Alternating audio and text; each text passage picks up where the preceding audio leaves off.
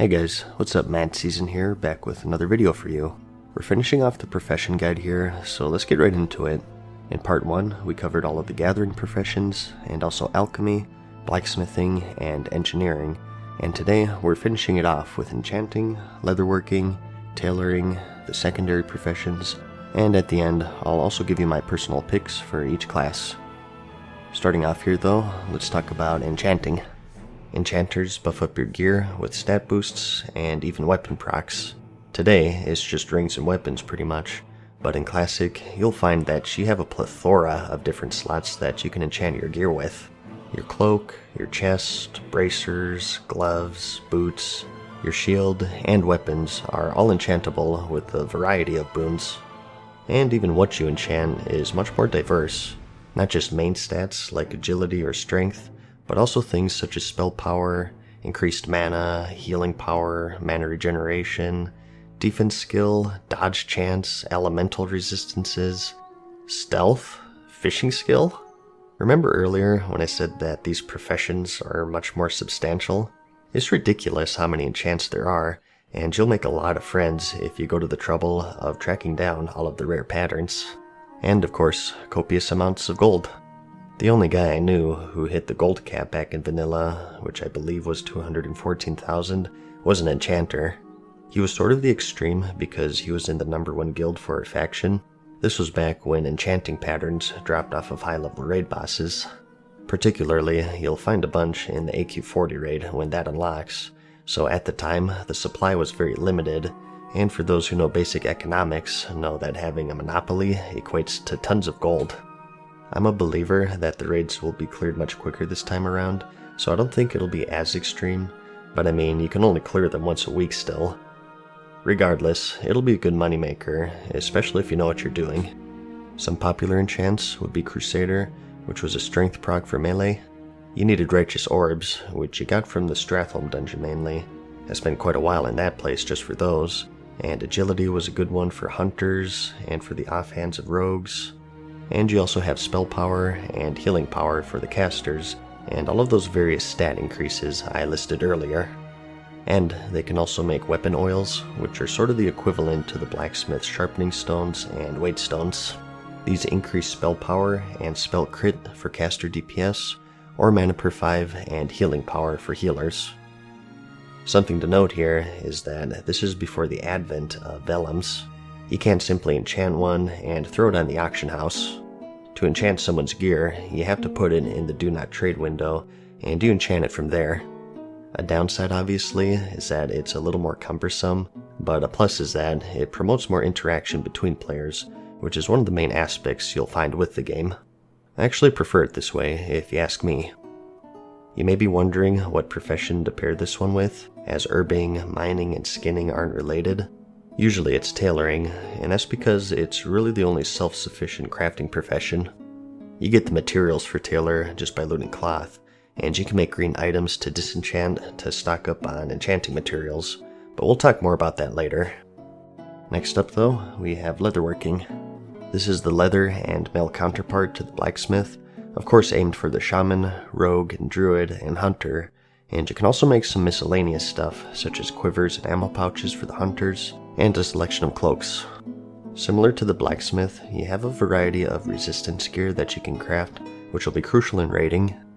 The fashion is questionable, but hey, it gets the job done, I suppose. On a serious note though, you're going to want at least one of these in your guild to equip everyone with the proper gear, whether it be for fire, frost, or nature resistance. They also made the Onyxia skill cloak, which as I mentioned earlier is required for the Nefarian fight in the Blackwing Lair. They can also make armor kits to upgrade your chest, legs, hand, or feet gear slots, the most useful of which being the core armor kit, which provides a boost to defense, but you need a rare pattern for that from the Molten Core raid. Aside from that though, you just have a bunch of good gear in general that you can make for leveling or the early endgame. They have a few sets here and there that'll be best in slot for that pre-raid gearing. It's also another profession that's split up into 3 specialties, and that's tribal, elemental, and dragon skill leatherworking, each catering to certain classes. Elemental and tribal are for leatherwearers, so druids and rogues here. Usually, agility wearers go for tribal, mainly because of the Devil Star set, but you also have the Corehound belt pattern, which is your fire resist intellect belt. And as for elemental, you have the Storm Shroud set. I think tanking druids used a couple pieces of this, although it's not too great, so don't get too crazy with that. And you also have more fire resist gear in general, which is handy, but they're also quite expensive to make, so it's kind of rough. Again though, I'll have links to each recipe for these in the description. And Dragon Skill is your male specialization, so hunters and shamans here. Here's some examples of what they can make. So the biggest strength of leatherworking is going to be that resistance gear. It really depends on how much you value that initial gearing process, I guess. Maybe when the game first launches, you put more value in it, but as the game progresses and better raids come out, that balance is going to shift more and more away from these pre-raid items. Although that's not entirely true, as there are some patterns to be released with certain raids. As for gold making, just the gear in general is going to be your moneymaker. As I mentioned, they have certain items that are early best in slot for certain classes. One of their more powerful ones being that Devil Sword 2-piece set, which I showed in the travel section. I remember that rogues always wanted this before stepping into raiding. And you also have that core armor kit that I mentioned earlier. Now the pattern for this isn't easy. It's a drop from the Molten Core raid, so it might take a while, but once you get it, it'll be one of the more steady ways of earning gold as a leatherworker. Of course, the earlier you get it, the better. I also mentioned earlier that engineers could make leatherworkers a salt shaker. Using this and some deep rock salt, every 3 days you can create some refined salt, which you need for cured rugged hide, which is used for a variety of recipes. Since it's on a cooldown, it gains some value, so it's another thing you can just pop once every 3 days for some easy gold. One of the ultimate lazy man methods would be to have a bunch of alchemists and leatherworkers, and have just one character's herbing and alchemy to feed yourself materials to level all of it, and just keep spamming these cooldowns for some near passive gold. It is easier said than done, since leveling is so time consuming in Classic, but hey, there it is. And lastly, for non-gathering professions, we have the tailor, which is everything to do with cloth. Armor, bags, and also the cosmetic shirts. In terms of gear, we have a similar story going on with leatherworking. You have a ton of resistance gear, which is always going to be crucial. Fire, frost, and nature, and a bunch of leveling and general raiding gear. Some items of note are the Robe of the Void for warlocks, True Faith vestments, the Robes of the Archmage, and the Robes of Winter Knight are some of the higher level craftables, to name just a few. You also have things like the Spider Belt, which is quite handy for PvP, so that'll be a good moneymaker. The main difference this time is that tailoring doesn't have any sort of specialization to spec into, which sets it apart from blacksmithing and leatherworking. So a little less depth I think, but also more freedom since you can learn every single pattern. It just depends on your perspective, I guess. They also of course make bags, which are always in high demand. We did get some profession bags in vanilla, such as the herb satchels and enchanting bags and whatnot, and even soul shard bags for the warlocks, but also the normal bags obviously. Your biggest one being the bottomless bag, which requires a rare pattern and a ton of materials, but again, if you can get the pattern, you're all set. As for gold making, the bag market is going to be your most steady source of income. Certain pieces of gear will be in higher demand than others, especially in the pre-raid gearing, and as these raids release, you can bet on resistance gear always seeing a surge in activity. And they do also have a cooldown mechanic like alchemists and leatherworkers. This time, it's mooncloth. Every 4 days, you can purify 2 fell cloths into 1 mooncloth, and this is used for a variety of high-level gear, and also that bottomless bag that I mentioned earlier. So another good choice for the lazy man's way of earning gold. The only caveat here is that you can only craft it at these moon wells, which are located throughout the world. Not as hardcore as the alchemy lab though, since it's all outdoor content, so it's all soloable.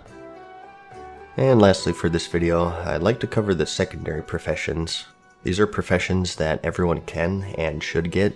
You don't need to choose between these or anything else, and there are no downsides to learning them, and that's cooking, fishing, and first aid. Talking about cooking and fishing here first, these really go hand in hand. Cooking was pretty much designed to be leveled from fishing, so you definitely want to have both of these. For fishing, you You fish. It's pretty self-explanatory. In Classic, it's more time-consuming. Over the years, they've sped up fishing to make it more appealing to players, but in Classic, you'll find that your cast bar moves much more slowly, so it requires a lot more patience. But it's also important because, like I said, you use it to level cooking, and there are also some fish that you need for alchemy, so if you took that profession, that's all the more reason to learn and level this. And there's also the Stranglethorn Vale Fishing Tournament, which has some unique prizes tied to it. This is, of course, the weekly fishing extravaganza, where everyone rushes to the Stranglethorn Vale zone and race to collect 40 speckled tasty fish. The first person to turn them in gets some nifty rewards. It's always quite a fun and hectic time, even more so in Classic, since the traveling options are much more limited. There's also the Gazranka boss in the Zulgur raid. You need fishing to summon them, so you'll want to bring at least one master angler along with you when you step foot into this place. You can also fish up some Rumsey Rum, which is an alcohol buff. You can have one alcohol buff in Classic, and this is the best stamina one, giving you 15 for 15 minutes. And as for cooking, food buffs are still a thing in Classic, just as important back then as they are now, and some popular ones will be the grilled squid for agility wares, which, what do you know, the materials for which require fishing. The smoked desert dumplings for strength users, and you also have Dirge's Kickin' Chimeric chops for your stamina, but you'll only get the recipe for this once the AQ40 event starts. There really aren't any huge differences between current and Classic as far as its main functionality goes. You cook food and you get food buffs. Pretty simple. For both cooking and fishing, the gold making potential is quite high, as there will always be people who are too lazy to cook their own food, or alchemists who don't want to level fishing. You can always make money by selling high-end stat food, or just the raw fish. Fishing is actually pretty powerful in the fact of how simple it is. You don't need any special recipes, or flip anything on the auction house. You just need a bit of patience, that's all. Heck, you don't even need to be high level. There are low-level fish that you can make a killing off of, and if you want to afford your mount training by 40, this will probably be one of the best professions for that. And as for first aid, this is now actually removed from the current game, and not only is it present in Classic, but it's actually extremely vital, even if you're a healing class. This profession is based around the use of bandages and anti-venom, and it serves as a way for on-the-fly healing no matter the class. I say that this is more important simply due to the lack of overall self-healing in the Classic game. Today, every single class has a way of healing themselves.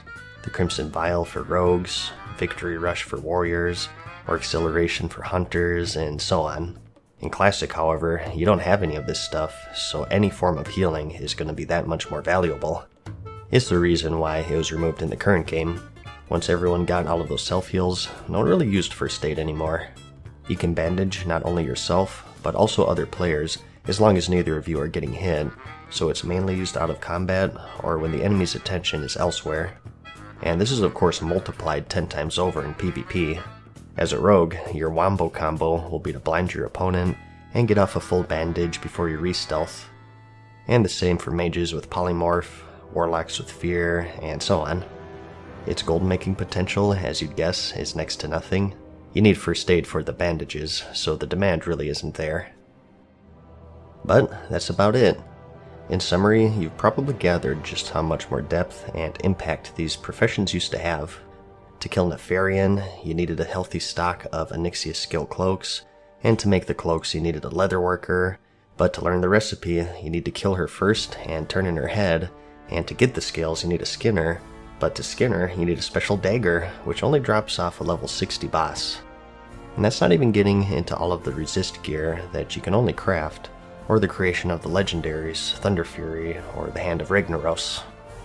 Whether it be from going into certain specializations, or getting those ultra-rare patterns, you can really spend a lot of time honing your professions and exploring what they have to offer. They also promote more interaction in general, from things like the lack of vellums, so only trade window enchants, to flasks requiring alchemy labs, which of course you need other players to clear to, but also in the sense that many of your recipes will need items from other professions. You need enchanted leather to make this item, so okay, I need to find a skinner and an enchanter then. That, combined with the more time-consuming leveling and thus fewer alts, It promotes a much more social experience where you have to network with other master craftsmen, and it has quite a big effect on the community as a whole.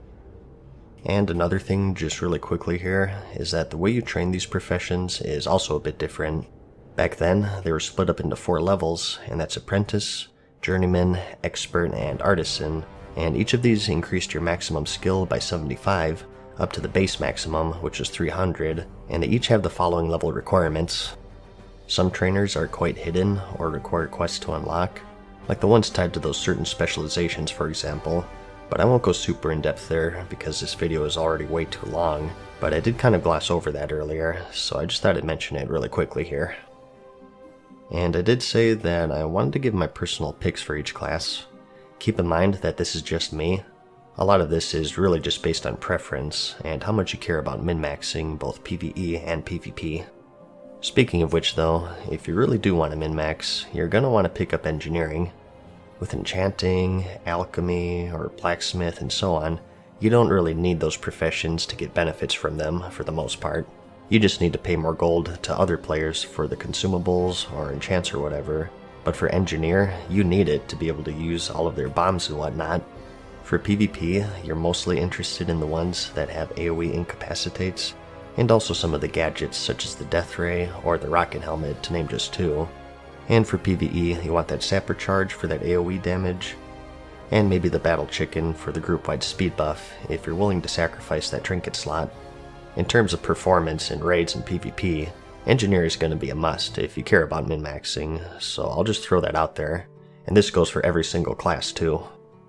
But let's assume that you don't care about that, in which case my personal choices would be this, and keep in mind this is assuming you're just picking one class here. Like, you probably don't want more than one enchanter across your entire account, right? But for cloth wares, I just go for tailoring and enchanting. Tailoring is pretty self-explanatory. You can make a lot of your own gear leveling up, and some nice early endgame items if you get the patterns, and also bags for gold. Enchanting is nice as well, not only for yourself, but also for making some gold. You can always play the auction house and find some cheap greens, and flip them into essences for a profit, or just have one character to send all your greens to from all of your alts to keep yourself stocked up. For the rogue, I actually like herbalism and alchemy. Alchemy is good for any class really, but my mindset here for rogue is that their thistle tea and their blinding powder both require certain herbs. You need swift thistle for the tea and fade leaf for the blinding powder, so having herbalism and alchemy just gives them more synergy, and it saves you some gold off of the auction house. You can choose to go leatherworking and skinning if you want, but I prefer that on a druid just to optimize things. Obviously, the mindset here is with druids being leatherwearers, you can make some of your own gear. Leatherworker is sort of thought of as the weakest profession of them all, but that may also be their strength. It'll probably be more rare, so things should balance out, and again, that Onyxia skill cloak is going to be a must. I do also have alchemy and herbing for shaman as well for you horde players out there. Again though, leatherworking and skinning also isn't a bad choice. Same logic for the druid really. For the hunter, I have engineer and mining. Not really for the guns, since most of the good endgame weapons are actually bows for the most part, but just because hunters have that dead zone in classic. If enemies get too close to you, you can't shoot them, so I see those grenades as being vital for them more so than the other classes. And again, remember, even if you don't use guns, you do have those trade-ins for arrows in your major cities. And lastly, for paladin and warrior, I have good old mining and blacksmithing. Pretty self-explanatory here. Big heavy plate melee classes having professions that make big heavy plate and melee weapons. Really though, for any of these classes, you could also interchange alchemy and herbalism, since those are sort of one-size-fits-all professions. For gold making, as I said, I really like that lazy man's approach, so if you really wanted to go ham with that and level a bunch of characters, you can pick up either alchemy, leatherworking, or tailoring on all of your characters for those cooldowns. And of course one character having herbalism and skinning to serve as a farmer to level them all up. With this method, you can just keep track of your timers and flip items from the auction house or trade chat for that one-click profit. It will take about 4 years to get going, although to learn the artisan level of these professions, you only need level 35, so maybe not as time-consuming as most would think. But that's about it. I know that these videos are way longer than they needed to be. It's kind of funny how I always set out for these videos to be catered towards beginners, and they always end up being nearly an hour long. I think it just goes to show just how much depth they have in Classic. But if you thought I skipped over some stuff and you'd like a more in-depth guide profession by profession, I highly recommend the YouTube channel Frostadamus because he's covered every single one pretty thoroughly. I'll have a link to the playlist in the description for you. I hope that this gave you a good overall look at the professions as a whole though, and that it helped you narrow down your choices. If it did, I do have other guides aimed towards beginners that you may find handy. I have one for class picking, and 2 more for race picking for both the Horde and Alliance, and I'll have those linked in the description if you're curious. Anyways, I hope you found the video helpful, like it if you liked it, and I'll see you in the next one. Peace.